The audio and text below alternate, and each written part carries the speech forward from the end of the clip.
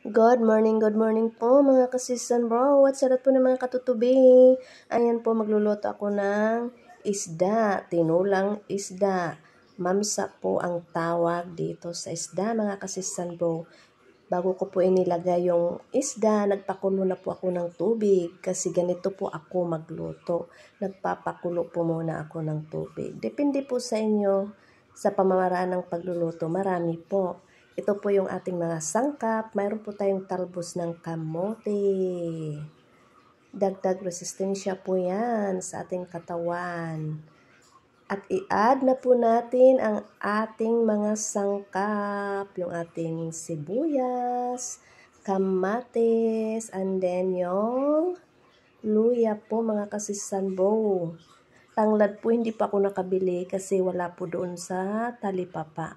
Nag-add po ako ng asin, depende po sa inyo kung gaano karaming yung asin na ilalagay ninyo. Depende po sa panlasa. Ayan po, i-add po natin ang ating talbos ng kamote. Huling, ano po yan? Huling tag nito? Huli po natin ilalagay ang ating gulay kasi madali po siyang maluto. At saka yung siling haba. Pampatanggal po yan ng langsa, ang siling haba mga kasisan bro. At syempre, hindi mawawala yung ating seasoning, yung ating magic. Depende rin po sa inyo kung gaano karami.